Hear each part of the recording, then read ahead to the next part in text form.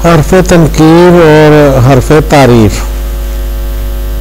अरबी में इसमें नकरा पर अमूमन तनवीन यानी दो ज़बर, दो ज़ेर या दो पेश पढ़ी जाती है। इस हालत में इस तनवीन को हर्फ तनकीर समझा जाता है। उर्दू में इसका तर्जुमा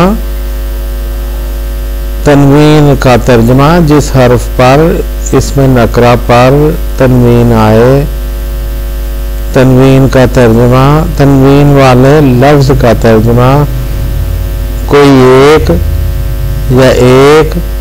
या कुछ किया जाता है। जैसे राजुलुन कोई एक मर्द या एक मर्द, कोई एक मर्द या एक मर्द। माउन कुछ पानी। मगर हर जगह तनवीन का तर्जुमा करने की जरूरत नहीं।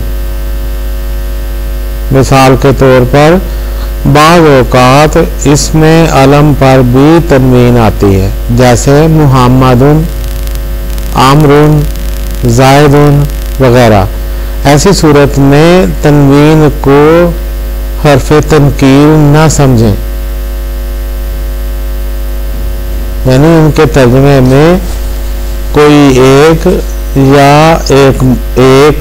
या कुछ के जो मानी पाए जाते हैं वो ना समझे जाए।